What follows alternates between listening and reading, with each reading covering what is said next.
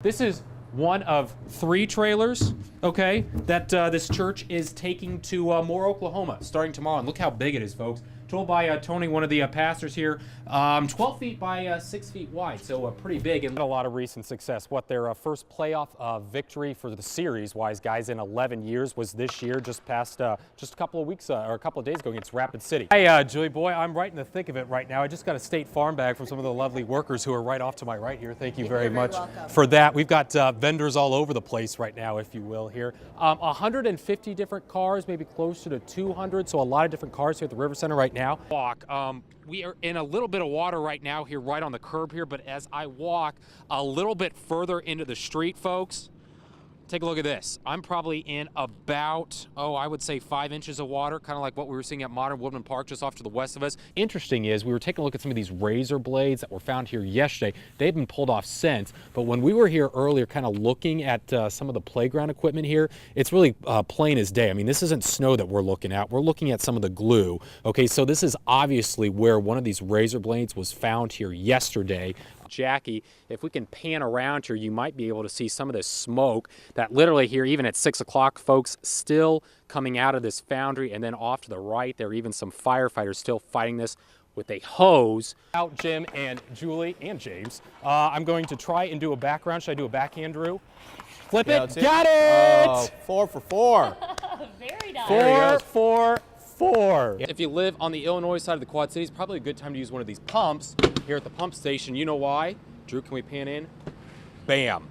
Price per gallon, folks, $2.99 again on the Illinois side of the Quad Cities. Probably the biggest surprise for the story that we're talking about right now. We'll see how it falls. They start with a knock and follow with the pitch. My name's John Zahm. I'm from the Henry County Board. We'll try the next one. That's no solicitor. It's a politician with his son Sam going door to door in Henry County. Illinois is the only state in the country that doesn't allow any form of open or concealed carry. John Zahm's fighting for gun rights, asking folks to sign a petition to try to allow gun owners to legally carry a concealed weapon. If they're allowed to own the gun, we feel that they should be allowed to carry the gun. Some welcome Zahm with open arms. I'm happy to sign it. Others didn't. Hi, how are you, sir? Good. I'm John Zahm from the County Board. I'd like to give you one of my cards. Going door to door may look fairly hard. Zahm doesn't think so. People like the personal contact, you know, as opposed, they don't like the robocall so well. The back of the clipboard is full of Republican stickers. The front of it, people who want the concealed carry debate at least put to a vote. You're not obligated to support the issue, but at least we'll get to vote yes or no come the election on November 6th. John says he's gotten a lot of support from people in the county. For every time I run into one no, I get probably 8 or 9 yeses. It's been a good percentage. But even so, John and Sam still need the rest of the state to agree if they want their neighbors to be able to carry legally. Hey there, Jace. I would stay clear from them as well, except for this story.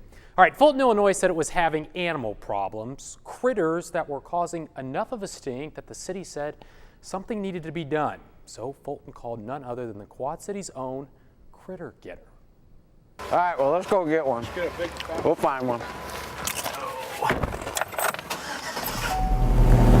Bill and his wingman Todd often have dull moments. Oh, we seen one turn in here one time. Trying to catch wildlife. The two often have late night snacks when they're out on the job.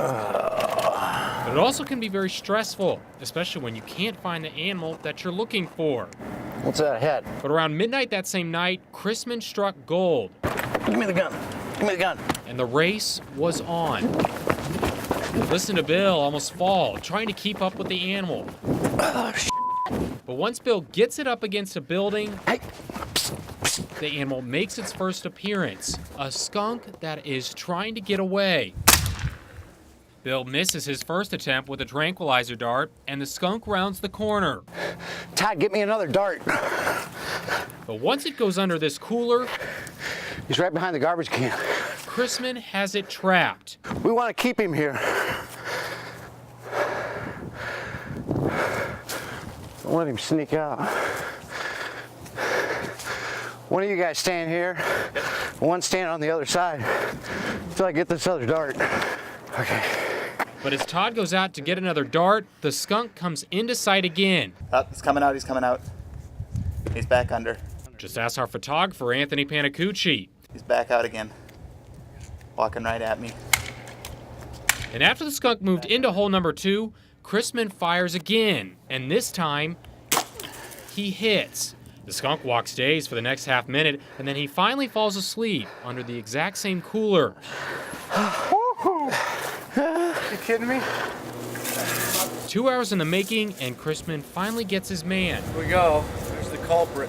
The dart just stuns the skunk, so he can't get away, and even at that point, he can still spray. Bill, you have a live skunk in your hand. Yeah. Yeah. I do. Well, actually, you have the live skunk. Bill then takes it to his truck where he gets rid of it finally. Could you have lasted much longer, or do you think he almost got away? Oh, no. I always win. Always.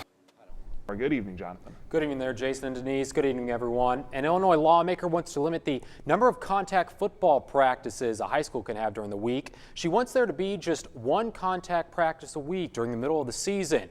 But Moline players we talked to today say the bill may not do any good. Moline football players say taking the tackling out of football is taking some fun out of the game.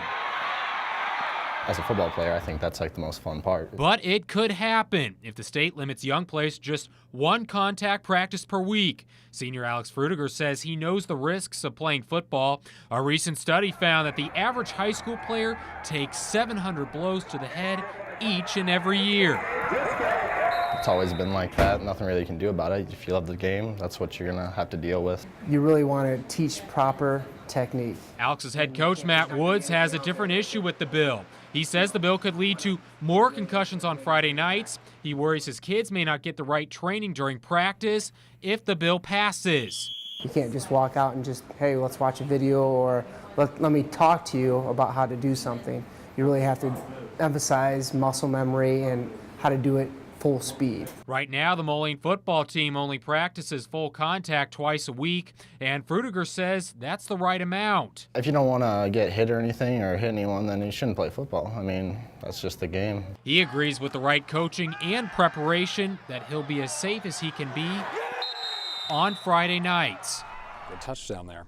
All right, well, neither the Illinois House or Senate has voted on the bill yet, and across the river over in Iowa, it has the exact same concussion law as Illinois does. It does not allow a player to come back from a concussion too soon.